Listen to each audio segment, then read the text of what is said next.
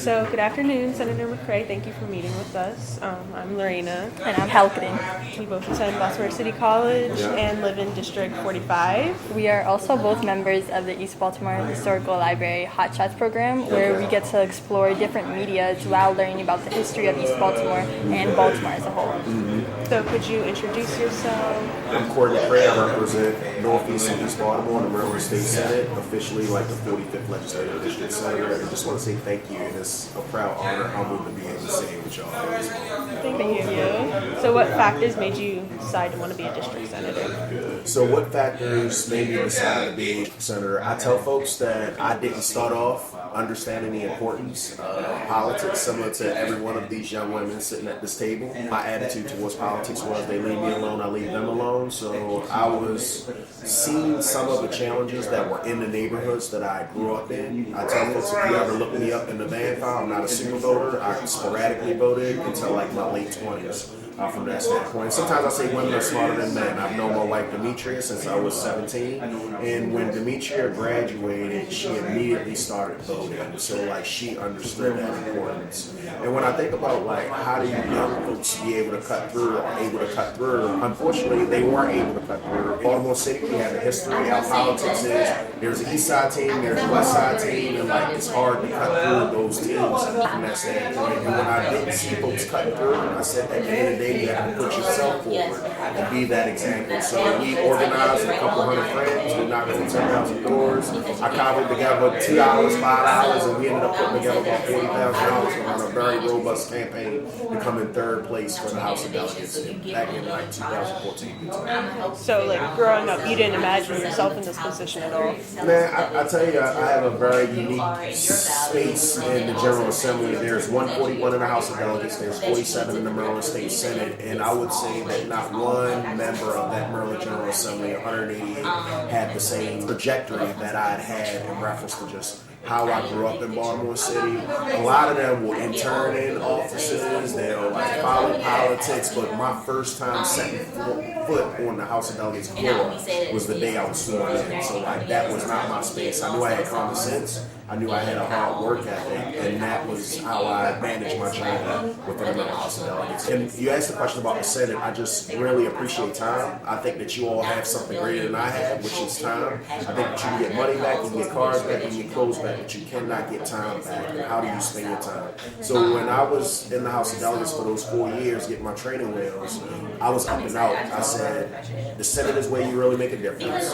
It's smaller in numbers, there's a larger impact, and I was like, I'm going for it. So. Before we get into the more present questions, what's something from your past before politics that you see come up in your work now? These are good questions. So what's something in your past that come up at this moment now? So just a little bit of history of Cory McCray. I'll give you the elevator speech. So I'm born and raised in the city.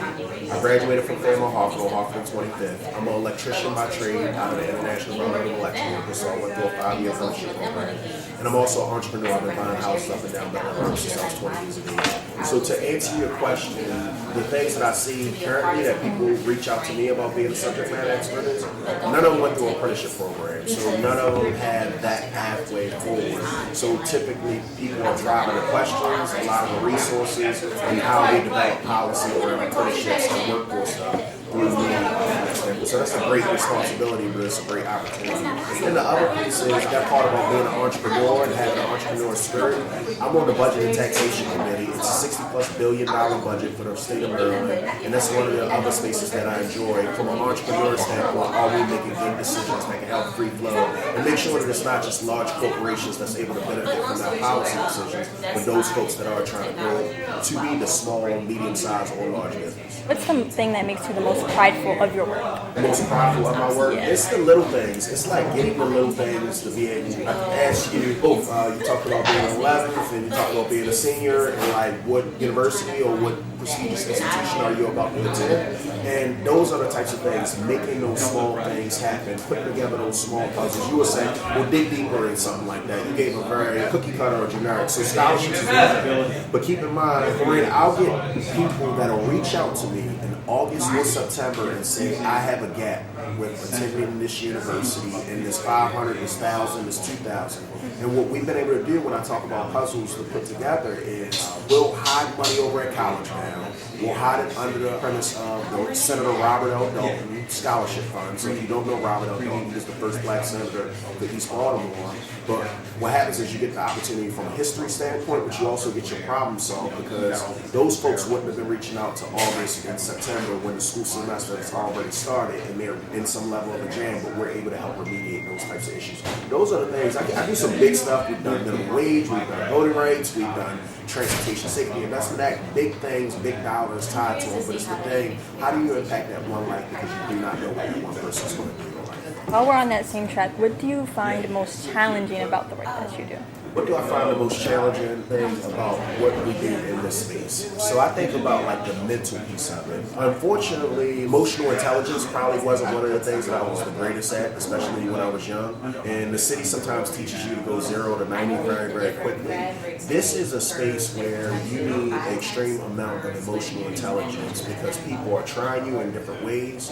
We don't typically you might learn how to fight when you're growing up, but they fight in different contexts. They fight through a signature. They fight through moving you from the employment space or things of that nature. So there are different types of techniques that are used, and you have to have the emotional intelligence, the mental capacity, the mental strength to be able to navigate those waters. And I'll give you examples, so I think that examples are the best way. I just had a meeting with our school CEOs today. Phenomenal meeting that happened with Dr. Sandalisi. One of the challenges was 2 schools that I've been working on for a significant amount of time, Burley and Northeast, are being delayed by a year. Now in the old glory, we went 0 to 90 because we're talking about young people who are impacting communities and things of that nature. But it's about providing a path forward. How do you navigate that path forward, and how do we hold ourselves accountable for that path forward so that these things do not happen again? So when I was in that meeting, I saw a great amount of development because I work on self-development. Like how do I make sure that Cory is his best self each and every day that we wake up? But I also handled it in the posture that it needs to be handled because other people are paying attention to me. In the room, you had other delegates, you had other council folks. They're counting on me to make sure that we chart this path. Then a very example that other leader from that standpoint where you have to have the mental capacity to be able to juggle with the jugglers.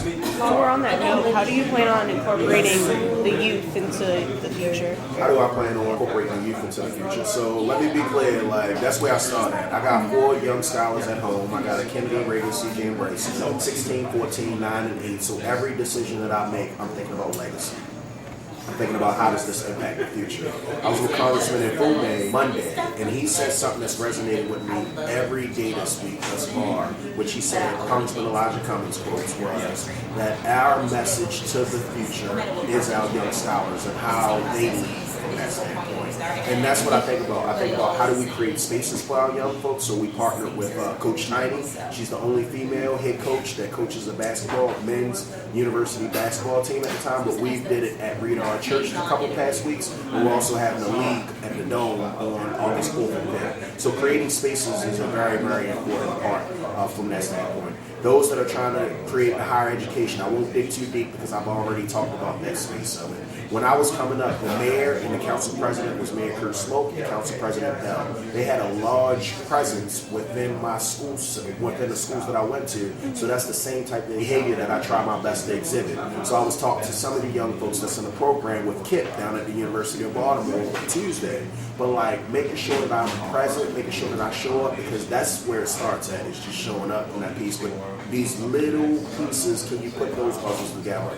And you think about transportation. I talked to you about the op-ed that Chimera had helped me write, but that said, it started with transportation has a direct correlation to education. So when we think about our young folks and our young scholars that touch the public transit system, they're directly, indirectly impacted whether that bus comes or comes on time, and that then impacts the rest of their day from a school system piece of it. So I just lean in and say that because everything that we do is about you all that's sitting at the table. And you've shown us how you as a politician are thinking of the best for the youth in Baltimore. What other individuals do you believe would be a great example or a good role model for the other youth in Baltimore?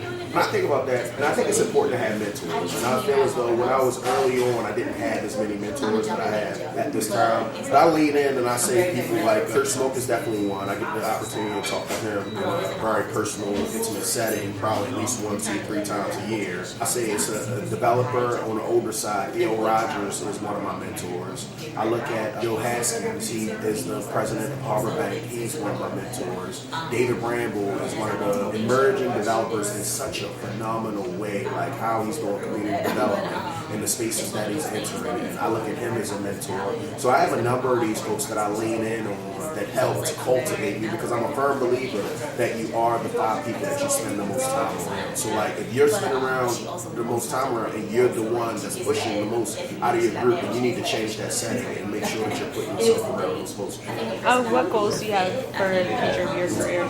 So what goals do I have in the future of my career? I'll tell you some of the things that I did just the last couple of months. So like I turned 40 this year. 40 has been like such a milestone where it's changed my thinking. And when I think about the young ladies that I share a home with, Kennedy and Reagan, I'm thinking about like how do I hold a space where they're clear about what their history was, who was in that space. So like some of the things that I've done is commission paintings. I had a great one done by Latoya Peoples where it has my mom and 6 generation of women where they get to wake up every day and they go into their living room and they see this huge painting of all of their grandmothers, their great-grandmothers, their great-great-grandmothers. So it's very clear. So when I did the genealogy report, I'm thinking about like how do you hold on to that? My wife was a graduate of Coppin State University and I got to sit down with Dr. James yesterday, and one of the things is like how do we carry on the legacy? She got a full ride at Coppin, so Coppin blessed her. Like she didn't have to think about anything. Created an endowment, and we were able to write the check yesterday, the Demetria L. Boyd Endowment Fund. So like those are the types of things that I'm thinking about from how do I lead these things that are bigger than Cory McCray, bigger than Demetria Boyd, the way Kennedy, Reagan, C.J. Bryson, Reagan, like you all are carrying that torch. What are some responsibilities that people wouldn't expect you to have as senator? So some of those responsibilities are people do not know who their elected officials are. So folks know who the governor is, they know who the mayor is, but what happens when they get in a challenge, they don't care who you are. They're like, look, you told me you was a leader, you told me you was my elected official, I need you to help me solve these problems. So some folks may not understand. Even though I'm a state legislator, I find myself doing more city work than state work because people have challenges with our local agencies. Tip O'Neill was the greatest one that said it, like all politics is local. So you find a lot of the stuff that I'm dealing with is dealing with Baltimore City's DHCD, Baltimore City DPW, Baltimore Police Department. Even though the school system is a state agency for the most part, it's like more of a partnership from that standpoint. And then folks sometimes don't even know who the congressman or United States senator. They be like, hey Cory, you my United States senator. Be like, oh, you elevated me like 10 levels. But like when they're talking about from a passport standpoint, when they're talking about Social Security, when they're talking about veterans opportunities, like those are some of the things. So my job is to not say, hey, this is the person you need to reach out to. How do I facilitate the whole way so that they feel confident and we can then get people to not feel apathetic about government, but believe in government? You said that you're more so focused on city rather than state, right? So They make me focus. well, yeah. States. And so, what causes or initiatives have you promoted in the district? I feel super proud of the district that I'm in. Which I feel like East Baltimore, Northeast Baltimore is moving in a great direction. So one of the things I'm probably most proud of is supermarkets. So like one of the things is we know a lot of healthy food options are not given to the neighborhoods that I represent. And if you do not know what I'm talking about, I'm talking about Oliver, I'm talking about South Clifton Park, I'm talking about Berea, I'm talking about McAlgie Park. So we're going to be bringing the first supermarket to East Baltimore in decades. I've lost a couple, but I have not gained one right there at Orleans and Central Avenue, which is a big deal. We help subsidize that by about $1.3 million in the state budget from that standpoint. That's major, especially for the communities that's adjacent where it's going to be located. Another piece that I think about is legacy from that standpoint. So I took the place of a great senator, Senator McCray. He has served in office and given his time to our city at least 35 plus years. And they have a park being named after him, the Nathaniel J. McFadden Learn and Play Park, right there in the Somerset footprint. And it's about a $6 million park. So it's not like hey Mr. Dip, it's not like $100,000 park, it's a $6 million park. So it's a big deal from that standpoint. Another one is, we talked about Robert O'Neill, we talked about the scholarship piece of it, but he was one of the first folks that started what we call the Chum community, Coldstream, Homestead, Montebello. So At Reach Partnership, which is one of our high schools, located in Hartford and 25th, Fairmont, Hartford. We're going to have the first football stadium. And the first football stadium will be named after Robert L. Dole. Excited about the level of growth that's happening in the EBI footprint. I'm excited about the level of growth that's happening in the PSO footprint. But we also have to solve these small neighborhoods that may not always have a master plan from that standpoint. So in the 4x4, we've moved several nonprofits, St. Ambrose, Lehigh, Habitat for Humanity, and it's only about 700 homes on those 4 streets, Emily, Elmore, Ravenwood, and Lindale, but there are over 200 vacant homes on there. So we've concentrated state dollars to work with these nonprofit partners to make sure we can provide affordable housing. I mean, I've definitely seen that, like, just being at the library. I haven't really been in East Baltimore before, like, prior to Hot Shots. What I've learned was, like, the supermarket thing. That's major. Yeah, it is major. And we went to an event at Eager Park, and they were giving away, like, free fruits and vegetables. So, yeah, so it's definitely a big help, and like leaving legacies, like that's what the library is doing as well. So I agree with that. And we've heard about all the big issues that we see on a daily basis, but what are like some smaller issues in East Baltimore that you think should be brought to light that are ignored? Ignored is a hard word. I think that there are folks paying attention. It's just sometimes like your voice isn't as loud as everybody. And in this time with social media and every other communication, like it's hard. You just get drowned out for the most part. So like this transportation thing is very huge to me because like when they talked about folks reading a low grade level, and that's like I know that there's an indirect correlation between that bus system, which we are supposed to be providing services for our young folks, and what time do they get to school. So that's major for me. When I think about like how do you create neighborhoods, but not just have concentration of certain things. Talk about one of the things when we talk about concentration, liquor stores. So if you looked at North Avenue as the northern boundary, southern being McElderry Street, north being Luzerne, and Central Avenue being west, you had 23 liquor stores in that space. So the question that I asked, how was our liquor stores open from 6 a.m. to 2 a.m.? So let's say that if you're a young lady, let's say you're a young lady that lives on Bond Street, and the school that you go to is Lily Mae Carroll Jackson, an all-girls school in my district. So that young lady walks past 3 liquor stores before that bell rang if this was the year 2020. Because of the policy changes that we made, that liquor store now opens up at 9 a.m. instead of 6 a.m.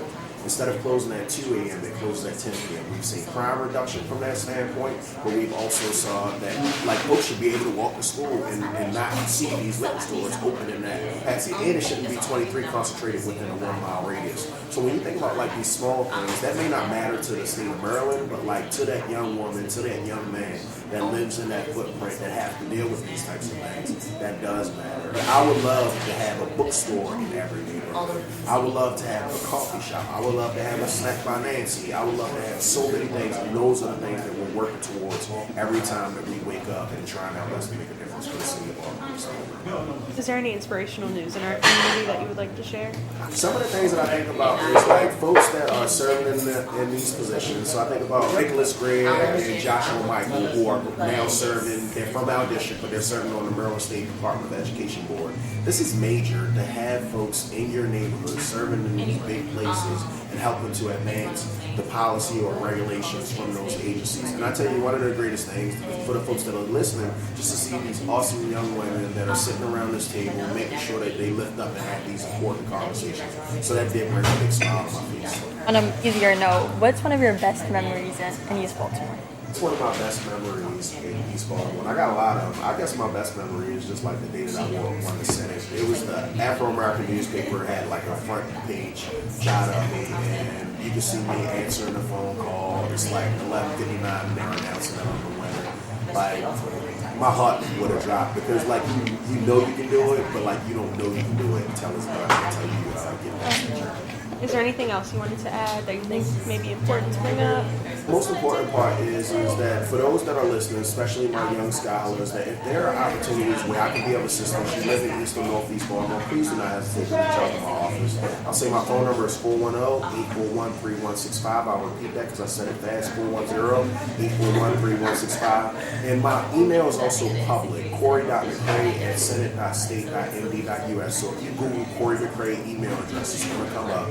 But like I answer my own emails. I answer my own emails because I believe that it's important that actually get a pulse. You're getting a granular level of what's taking place. But more importantly, I want my young folks to kind of reach out to me. I want to cultivate. I want to be that example to make sure that you all thrive in the manner that you're supposed to thrive. Well, thank you so much for sitting down and having this conversation with us. I feel glad that I made it through. I feel like it was like a 10-round fight. But I was like figuring out how to get out of it. So. We do have like some lighter questions. You still have time. Yep. Okay. Yep, you got it. So on a more personal note, what's one of your favorite movies growing up?